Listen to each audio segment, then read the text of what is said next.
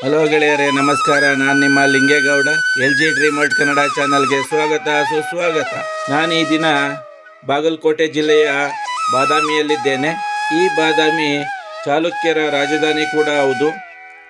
ಇಲ್ಲಿ ಚಾಲುಕ್ಯರ ಕೋಟೆ ಹಾಗೂ ಇಲ್ಲಿರುವಂತಹ ಗುಹಾಲಯ ಅಥವಾ ಗುಹಾಂತರ ದೇವಾಲಯವನ್ನು ನೋಡೋಣ ಬನ್ನಿ. ವಿಡಿಯೋ ನೋಡ್ತಾ ಇರೋರಲ್ಲಿ ಇದುವರೆಗೂ ಯಾರ್ಯಾರು ನಮ್ಮ ಚಾನಲನ್ನು ಸಬ್ಸ್ಕ್ರೈಬ್ ಆಗಿಲ್ಲ, ಈ ಕೂಡಲೇ ಸಬ್ಸ್ಕ್ರೈಬ್ ಆಗಿ ಅಂತ ಕೇಳ್ಕೊಳ್ತಾ ಇದ್ದೇನೆ.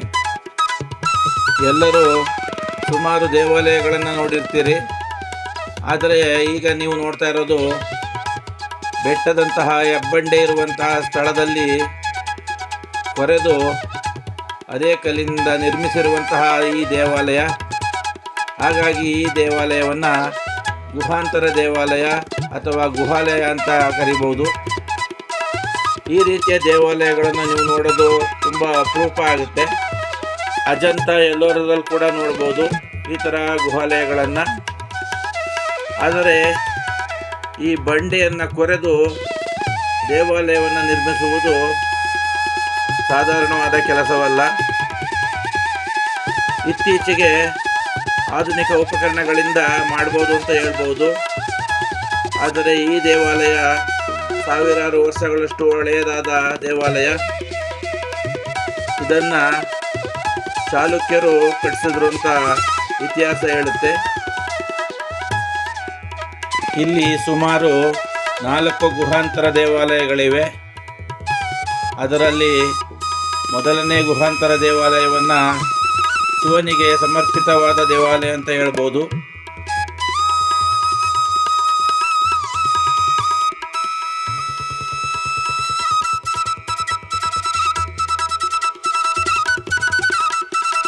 ಇನ್ನು 2 ಹಾಗೂ 3ನೇ ಗುಹಾಂತರ ದೇವಾಲಯಗಳು ವಿಷ್ಣುವಿಗೆ ಸಮರ್ಪಿತವಾದ ದೇವಾಲಯಗಳು ಅಂತ ಹೇಳ್ಬೋದು. ಇನ್ನು 4ನೇ ಗುಹಾಂತರ ದೇವಾಲಯವನ್ನು ಬೌದ್ಧ ಹಾಗೂ ಜೈನರ ದೇವಾಲಯ ಅಂತ ಹೇಳ್ಬೋದು. ಈ ಎಲ್ಲ ಗುಹಾಂತರ ದೇವಾಲಯಗಳನ್ನು ನೋಡೋಣ ಬನ್ನಿ.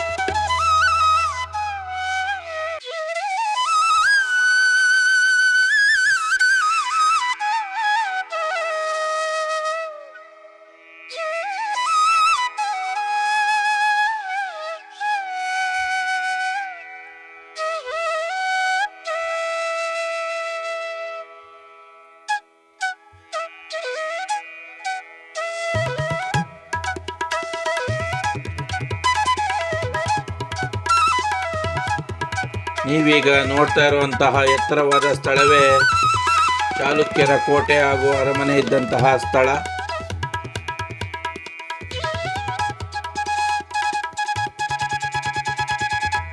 ನೀವೀಗ ನೋಡ್ತಾ ಇರುವಂತಹ ಈ ಕೆರೆ ಅಥವಾ ಕಲ್ಯಾಣಿ ಅಂತ ಹೇಳ್ಬೋದು.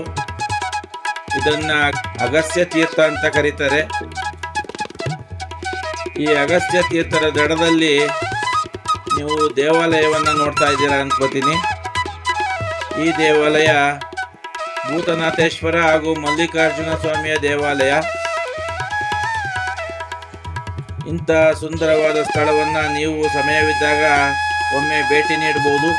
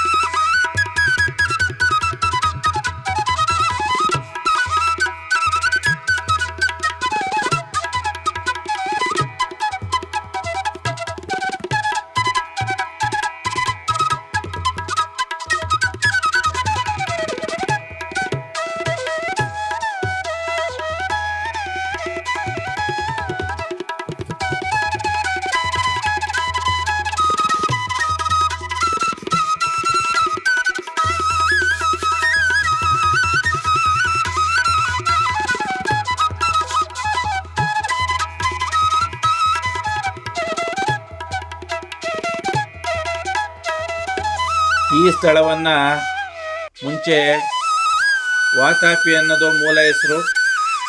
ಈ ಸ್ಥಳವನ್ನು ವಾತಾಪಿ ಅಂತ ಕರೀತಾ ಇರ್ತಾರೆ.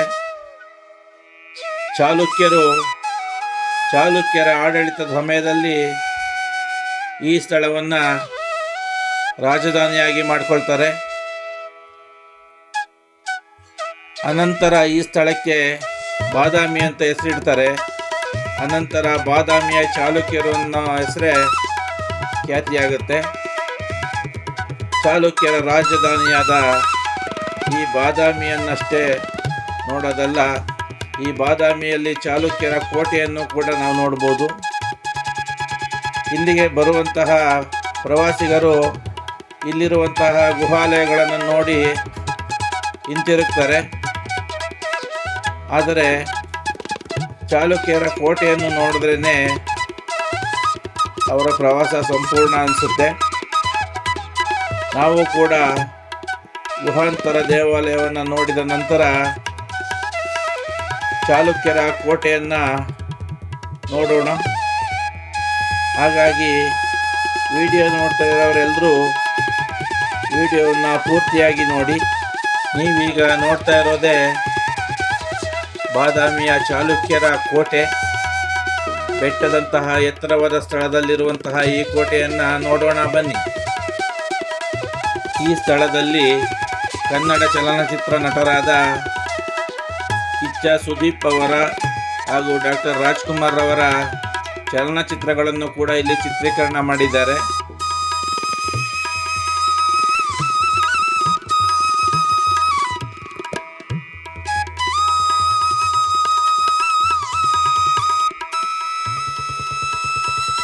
ಇಷ್ಟು ಎತ್ತರದ ಜಾಗವಾದರೂ ಕೂಡ ಈ ಕೋಟೆಯ ಒಳಗಡೆ ಒಂದು ಶಿವಾಲಯ ಕೂಡ ಇದೆ.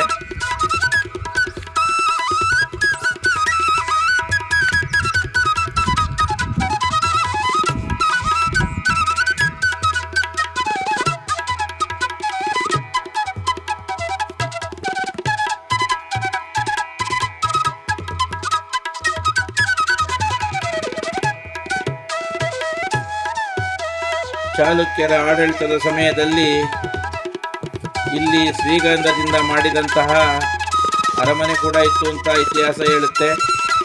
ಈ ಬಾದಾಮಿ ಚಾಲುಕ್ಯರ ರಾಜಧಾನಿ ಆದರೂ ಕೂಡ ಚಾಲುಕ್ಯರ ಆಳ್ವಿಕೆಯಲ್ಲಿ ಕಾವೇರಿಯಿಂದ ಹಿಡಿದು ಗೋದಾವರಿಯವರೆಗೂ ರಾಜ್ಯವನ್ನು ವಿಸ್ತರಿಸಿದ್ರು ಅಂತ,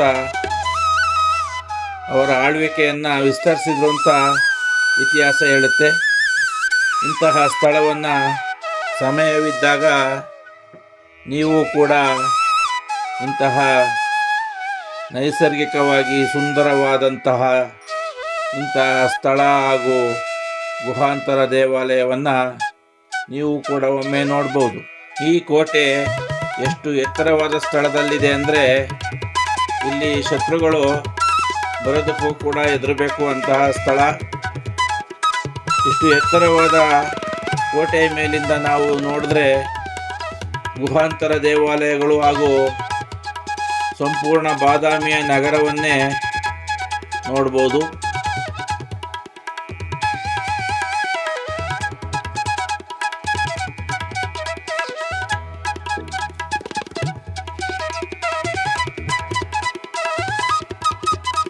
ಈ ವಿಡಿಯೋ ನಿಮಗೆ ಇಷ್ಟವಾದಲ್ಲಿ ಲೈಕ್ ಮಾಡಿ, ನಿಮ್ಮ ಸ್ನೇಹಿತರಿಗೂ ಶೇರ್ ಮಾಡಿ ಅಂತ ಹೇಳ್ತಾ ನಿಮ್ಮ ಅನಿಸಿಕೆ ಅಭಿಪ್ರಾಯಗಳನ್ನು ಕಮೆಂಟ್ ಮಾಡಿ.